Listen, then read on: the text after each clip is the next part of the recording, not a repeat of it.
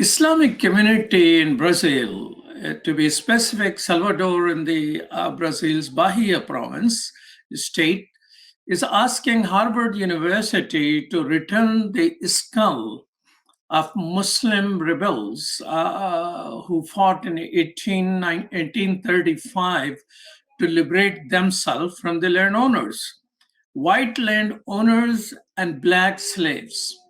Black slaves were more educated and more invested in their faith and in their culture than the white landowners. Unfortunately, rebellion fell, and they were, 600 of them.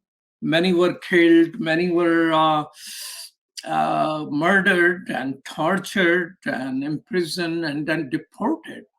We will be talking about them with a historian who's a teacher for almost 30 years, but studies and researches history of Islam in the Americas, Muhammad Al-Ahari. Assalamu alaikum. Walaikum salam. Welcome to Muslim Network TV, Brother Ahari. Thank you. So tell me why Harvard is keeping skulls? Well, they had a system of studying like sizes of skulls and heights and the way the bones are in the body is part of the idea of eugenics, where they consider one race being superior to another, and they would use those bones to try to prove that since white people differed from the way those bones are, white people had to be superior. Also, that old, rejected science theory they were trying to measure in Harvard. Well, Harvard seems to have come a little bit farther. Are they measuring skull of politicians today? Maybe they should. But the science was disproven, around the time of World War II, because, Nazi Germany used it to try to say that Slavs, and Gypsies, and Jews, and Africans were all inferior to the Nordic race, to the Aryan race. By measuring it, of course. So what do we know about, Bahia, Brazil's African slave rebellion? Well, the Africans were the majority in the countryside, and they were probably about 40% of the population in the major cities. And they were able to have leadership among the slaves. They were able to have schools. Some of the schools, of course, were for people that were Christian. Some of them were for people who followed the Yoruba traditional religion, even though later a lot of Yoruba became Muslim. And then, of course, they had, private or secret madrasas to teach Islam, how to read the Quran, how to read the Qasida Burda, and how to read various Maulid al-Nabis and poems about the Prophet Muhammad alayhi salatu. So what was the impact of this rebellion? Of course, rebellion did not succeed because they were reported on them and all of that.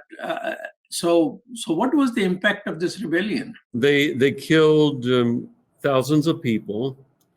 They deported many more. And they began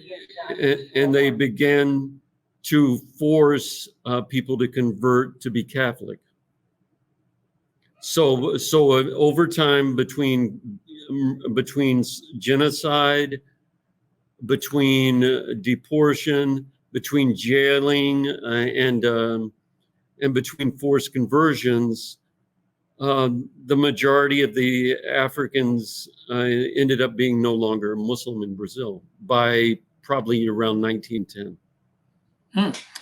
1910 estimate says there were still 100,000 African Muslims living in Brazil. These people were highly... Anymore, they became a minority. It is reported that these people were highly educated. And part of it is they had traditional education. They would teach they would study under a sheikh. They would study dictionaries. They'd study the Quran. They'd study books of grammar, books of poetry, books of fiqh. Excerpts of many of those texts are available there's roughly 700 pages of manuscripts that exist from the time of Bahia. So, in Arabic and in a handful in other African languages in Arabic script. Where are these manuscripts? Probably about 250 pages are in the Geological Research Society in Brazil. Al-Ahari Library in France has several of them. So, and then I'm not sure where the rest of them are. So those people who were deported, where did they end up? The people that were deported, a large majority of them went to Nigeria. Some of them went to Liberia, and believe it or not, several of them ended up in the United States. Oh. And Canada. So some of those people who went to Nigeria, there was some report that Brazilian Muslims were the one who established the first mosque in the largest city of Nigeria. Is that correct information? It's still there today. So that mosque still exists? It still exists. It's the first mosque in Lagos, which was at that time the capital. Now, so Muslims today seems to be asserting themselves, and from that city where they rebel, Salvador, they are asking Harvard to return the skull of that Muslim leader. So Islam seems to be continue to be present in those parts of the world. Well, even after a lot of the Muslims in Brazil got deported, there were still their descendants, their grandchildren, their great-grandchildren, and many of them still remembered words of Yoruba, words of Hausa, a handful of words of Arabic. And it took quite a while before they gave up their traditional food and their traditional dress. Do you agree with this opinion that although rebellion itself failed, that forced the conversation in Brazil to end the slavery and things of this nature? Do you agree with that? I would say that quickened the end of slavery. Well, Muhammad Al-Ahari, thank you so much for your work, and thank you for your time being with us at Muslim Network TV. Yeah, thank you, Aki.